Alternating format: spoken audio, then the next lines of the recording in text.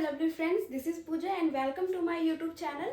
और आज का हमारा चैप्टर रहेगा रेस्पिरेटरी सिस्टम। और इस रेस्पिरेटरी सिस्टम में हम कौन कौन सा टॉपिक कंप्लीट करेंगे, सो जल्दी देखते हैं। फर्स्ट टॉपिक रहेगा हमारा रेस्पिरेशन, सेकंड टॉपिक रहेगा एटीपी, थर्ड टॉपिक है respiration organ in different organism and fourth topic रहेगा हमारा ह्यूमन रेस्पिरेशन ऑर्गन। और इसे हम सब टॉपिक को डिटेल्स में समझेंगे। तो चलिए अब स्टार्ट करते हैं। चलिए अब स्टार्ट करते हैं। रेस्पिरेटरी सिस्टम, रेस्पिरेटरी सिस्टम को हिंदी में श्वसन तंत्र भी कहते हैं, जिसे ग्रुप ऑफ ऑर्गन कहते हैं। ठीक है, जैसे इसका मीनिंग है ऐसे अंग जो श्वसन के काम आए। मतलब ऐसा तुम्हें बॉडी में ऐसा पार्ट बताना है, ऐसा अंग बताना है जो सांस लेने में काम आए। ठीक है, तो चलिए स्टार्ट करते हैं। रेस्पिरेशन, रेस्पिरेशन मतलब क्या है? Breakdown of glucose with the help of oxygen for making energy in the form of ATP. ठीक है, ये क्या करेगा? ये जो ऑक्सीजन है, ठीक है, ऑक्सीजन यानी O2, O2 की हेल्प से हम ग्लूकोज को ब्रेक डाउन करेंगे। ठीक है, O2 की हेल्प से हम ग्लूकोज को ब्रेक डाउन करेंगे। अच्छा, in the form of energy. और वो जो ब्रेक डाउन करके जो एनर्जी आएगा, उस एनर्जी को हम एटीपी कहते हैं। ठीक है, और ये एटीपी एनर्जी है ह्यूमन बॉडी में पाया जाता है। सो चलिए ग्लूकोज का हम फॉर्मूला लिखते हैं, उसे O2 से मैं आपको तोड़ के दिखाती हूँ। उसके बाद एटीपी का केमिकल कैसे निकल कर आता है हम वो भी देखेंगे। सो ग्लूकोज का फॉर्मूला है C6H12O6। ये ग्लूकोज हो गया प्लस O2, ऑक्सीजन आया इसमें। ठीक है, इसे फिर क्या करेगा? वो ऑक्सीजन क्या करेगा? इसे ब्रेक डाउन करेगा। किसे? ग्लूकोज को ब्रेक डाउन करेगा, ग्लूकोज को। ठीक है, जैसे ही ब्रेक डाउन करेगा, ये कौन सा एनर्जी निकल कर आएगा? ATP energy. ठीक है, ये एटीपी एनर्जी निकल कर आएगा। अब एटीपी का फुल फॉर्म क्या है, अब नेक्स्ट में देखते हैं। सो फ्रेंड्स, हमारा नेक्स्ट टॉपिक है respiration organ in different organs. ठीक है, अलग अलग जीवों के श्वसन तंत्र।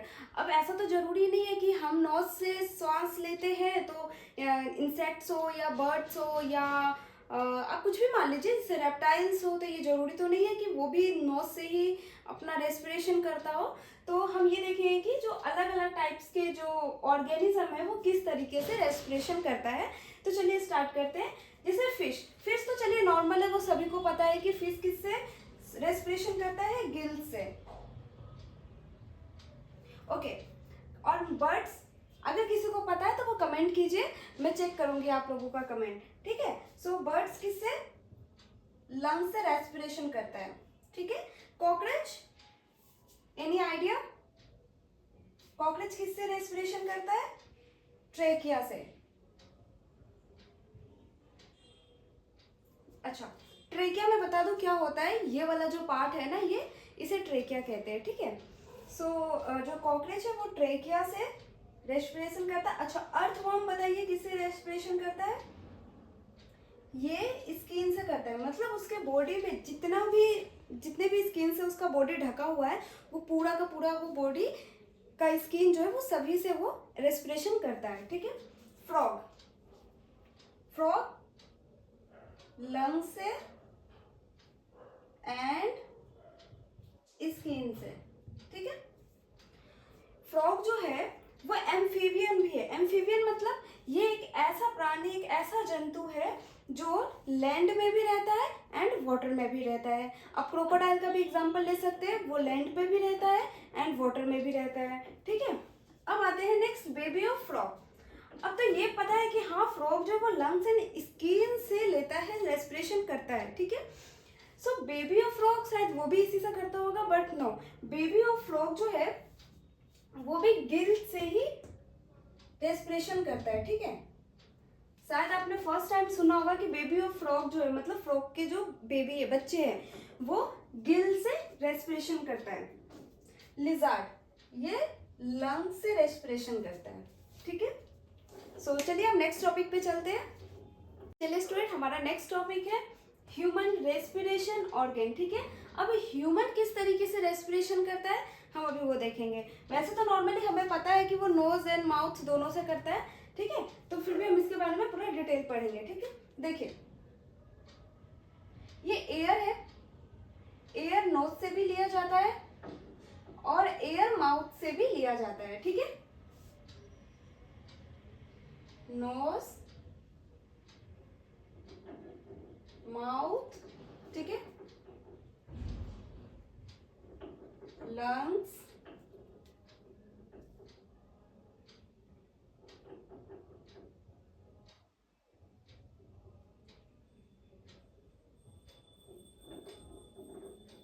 ब्रेथ, वाइंड पाइप, ठीक है।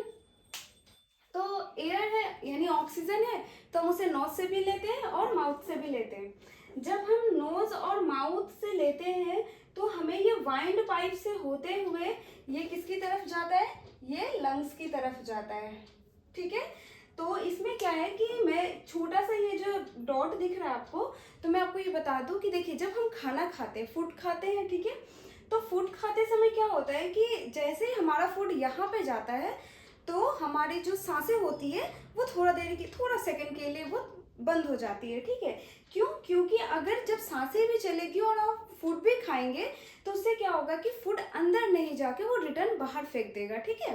तो जिस टाइम में हम खाना खाते हैं उस टाइम में हमारा जो रेस्पिरेशन सिस्टम होता है वो थोड़ा देर के लिए रुक जाता है, ठीक है। उसके बाद जो ऑक्सीजन है होते हुए यहाँ से ये दोनों लंग्स में जाएगा, वन पेयर ऑफ लंग्स होता है, ठीक है। सो दोनों लंग्स में जाएगा। तो क्या आप मुझे कोई भी बता सकते हैं इसमें कितना परसेंट जाएगा और इसमें कितना परसेंट जाएगा? अगर किसी को पता है तो वो कमेंट कीजिए, ठीक है। मैं बता देती हूँ, इसमें 50% जाएगा एंड इसमें 50% जाएगा, ठीक है। सो इसे डिटेल में अभी मैं और पढ़ा देती हूँ। सो चलिए नेक्स्ट में स्टार्ट करते हैं। सो हमने जो अभी रेस्पिरेशन सिस्टम पढ़ा है ह्यूमन का, सो उसे चलिए थोड़ा सा डिटेल में जान लेते हैं, ठीक है। मैं इसे थोड़ा जूम करके बता दी हूँ, ठीक है। तो ह्यूमन अगर कुछ भी चीज़ स्मेल करता है, चाहे वो खाना हो या कुछ भी, ठीक है, तो वो स्मेल करता है तो उसे एक माइंड में याद हो जाता है ना कि हाँ मतलब मैंने कुछ स्मेल किया है, तो वो नर्व जो है वो ऑल फैक्ट्री के पास पहुंचा देता है, ठीक है। तो इसका नाम है ऑल फैक्ट्री बल्ब, ठीक है। सो ये नर्व के थ्रू ये पहुंचा देता है कि हाँ मैंने इस चीजों का स्मेल किया है, ठीक है। तो ये मेमोरी ऑफ पावर बोल सकते हो आप इसे, ठीक है। ये क्या है? नोज, ये माउथ, और ये जो पार्ट है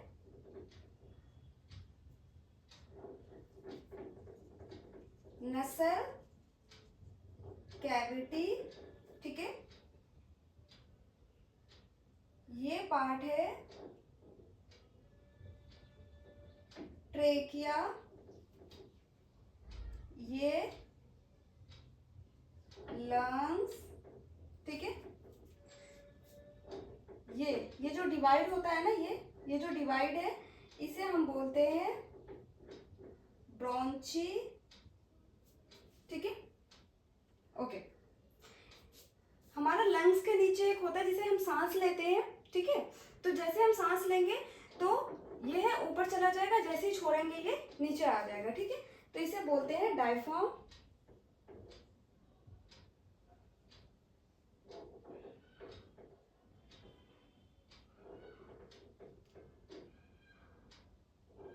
डायफ्राम, ठीक है। और ये जो छोटे छोटे होते हैं ना ये ठीक है, इसे बोलेंगे एल्वियोली, ALVEOLI, ठीक है, ये भी है। इस पार्ट को बोलेंगे ब्रोंकियोल्स,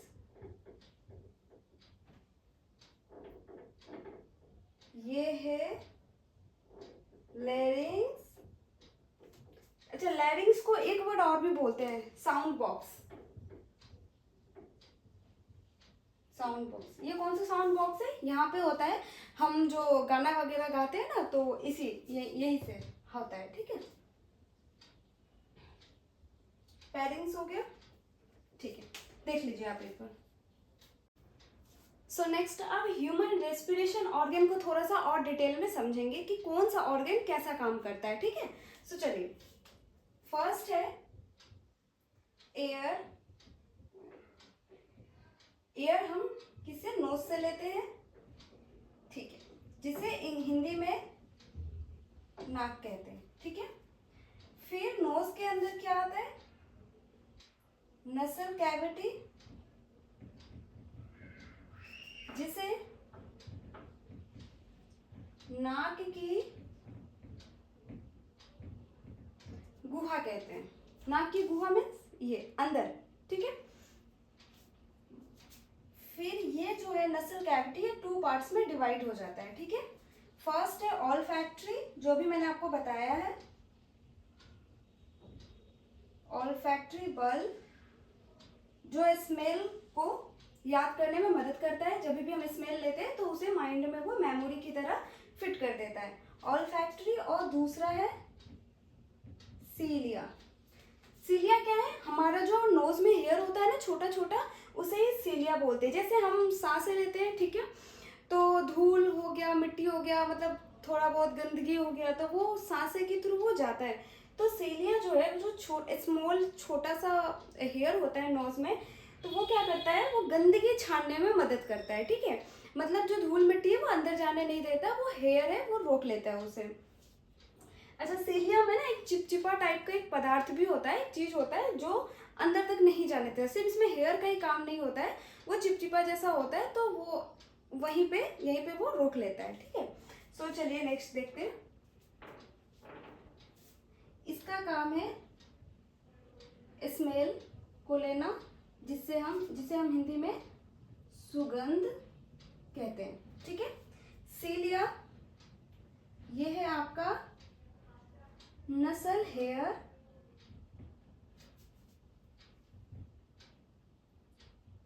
नाक का बाल,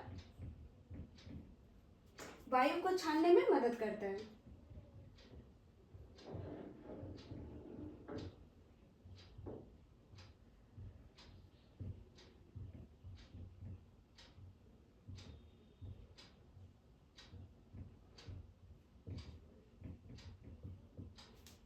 ठीक है। सो नेक्स्ट टॉपिक है हमारा फेरिंग्स।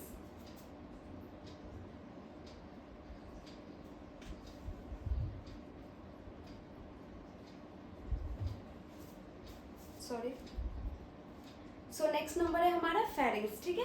सो फेरिंग्स के बारे में देखते हैं क्या है। Pharynx common pathway of digestive system and respiration.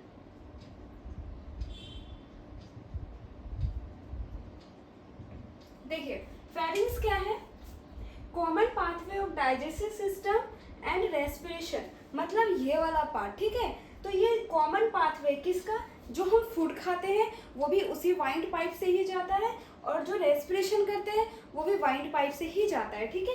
तो दोनों ही एक ही पाथवे से जाता है, इसलिए हम फेरिंग्स को कॉमन पाथवे कहते हैं। और यहाँ से 1 मार्क्स का क्वेश्चन आपसे पूछा जाता है कि what is the common pathway of digestive system and respiration, ठीक है। सो आपको आंसर में क्या लिखना है, फेरिंग्स। ये ध्यान रखिएगा, 1 मार्क्स के क्वेश्चन में एसएससी सीजीएल वगैरह में आपसे पूछा जाता है, ठीक है। सो चलिए अब नेक्स्ट नंबर लिखते हैं। एक छोटी सी चीज़ है, मैं आपको बता देती हूँ, बट वो बहुत इंपॉर्टेंट चीज़ है और वो एग्जाम में तकरीबन पूछते हैं, ठीक है। तो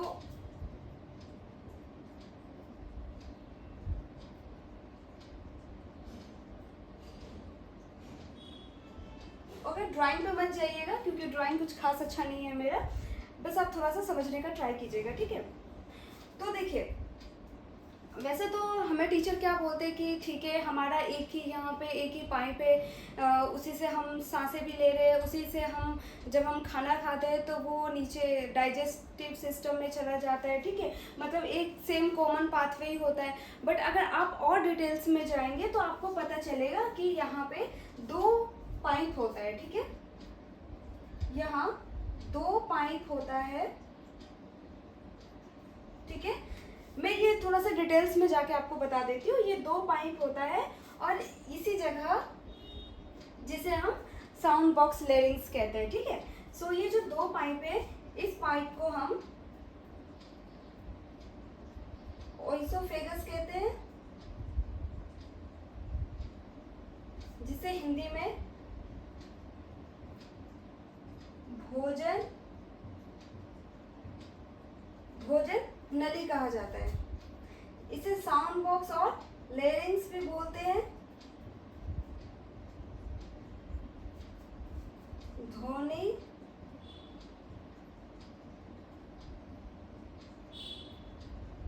यंत्र बोलते हैं इसे, ध्वनि यंत्र, ठीक है। ये पाइप तो ओइसोफेगस हो गया, ठीक है।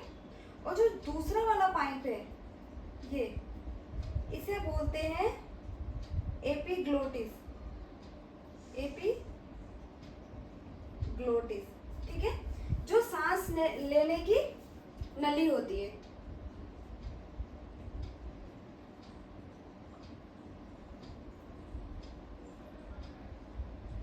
नली या झिल्ली बोल सकते हैं, ठीक है। ओके, नेक्स्ट देखते हैं। ये तो आपको पता ही है, नोज है, ठीक है। देखिए, जब भी हम फूड खाते हैं, ठीक है, मान लीजिए हमने फूड खाया, ठीक है, तो ये आपका होकर ये सेकंड वाला पाइप में चला जाता है, जिसे हम ओइसोफेगस कहते हैं, भोजन नली कहते हैं, ठीक है। और जो नोज से हम एयर लेते हैं, ऑक्सीजन लेते हैं, ठीक है, ये आकर ये फर्स्ट वाले पाइप में चला जाता है, ठीक है।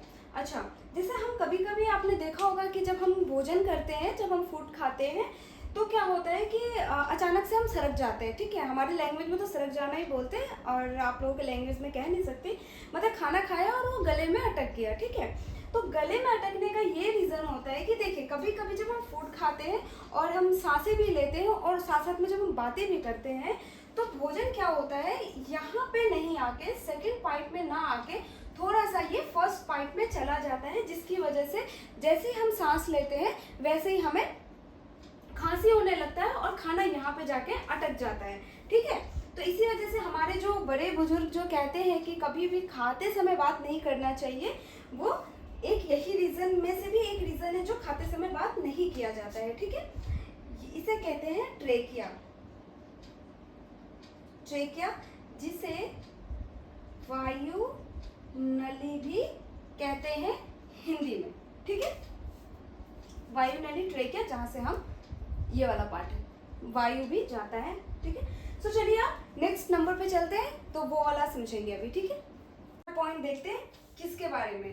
सो थर्ड पॉइंट है ट्रेकिया के बारे में। ट्रेकिया, जिसे हिंदी में वायु नली भी कहते हैं हिंदी में, ठीक है। चलिए, ट्रेकिया का एक मैं फिगर बना देती हूँ इधर साइड में।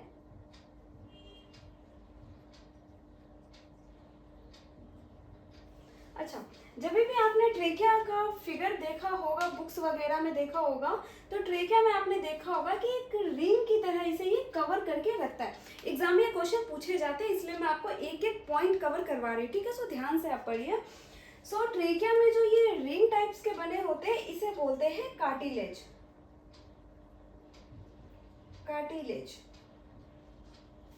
जिसे हिंदी में उपस्थित बोलते हैं, उपस्थित, ठीक है। कार्टिलेज को हिंदी में उपस्थित बोलते हैं। सो एयर इसके अंदर में जाता है, ठीक है।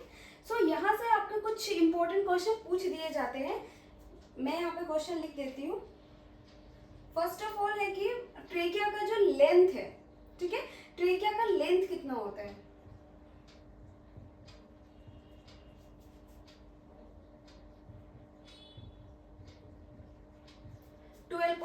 सेंटीमीटर। और अब आप सोच रहे होंगे कि सबका तो सेम नहीं होता है। हाँ बिल्कुल, सबका सेम नहीं होता है, किसी का हाइट लंबा होता है, किसी का छोटा होता है, तो ट्रेकिया का भी उस हिसाब से छोटा बड़ा होगा, ठीक है। बट एग्जाम में अगर आपसे सिर्फ ट्रेकिया पूछा जाए तो उन्होंने एग्जामिनर वालों ने फिक्स कर रखा है कि इनका लेंथ आपको 12.5 ही बताना है, ठीक है। चलिए अब एक क्वेश्चन की तरफ बढ़ते हैं। ट्रेकिया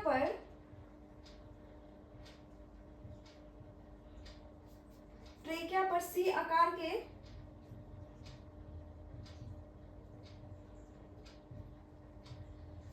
जो छल्ले पाए जाते हैं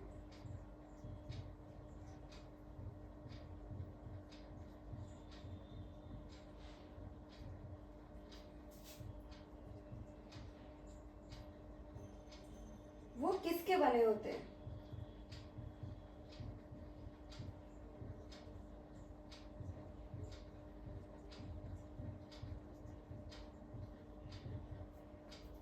ठीक है, क्वेश्चन 1 मार्क्स क्वेश्चन आपसे पूछ दिया जाएगा। जो ट्रेकिया पे सी आकार के जो छल्ले होते हैं, सी आकार के जो छल्ले होते हैं, ठीक है, वो किसके बने हुए होते हैं, ठीक है। तो आपको क्या आंसर लिखना है? कार्टिलेज,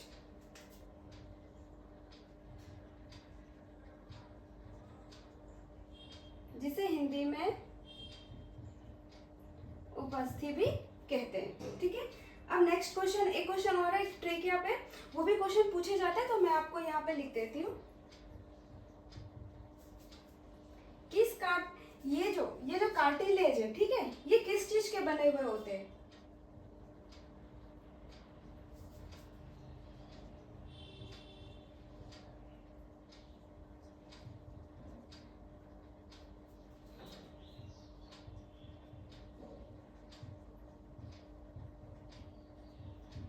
ये जो रिंग्स टाइप के जो छल्ले हैं, ये किस कार्टिलेज के बने होते हैं? तो ये हाइलिन कार्टिलेज के बने हुए होते हैं, ठीक है। आंसर लिख देती हूँ मैं।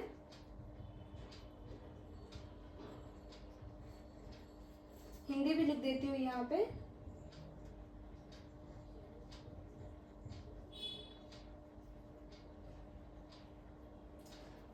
हाइलिन कार्टिलेज के बने हुए होते हैं, ठीक है। सो देख लीजिए आप एक बार।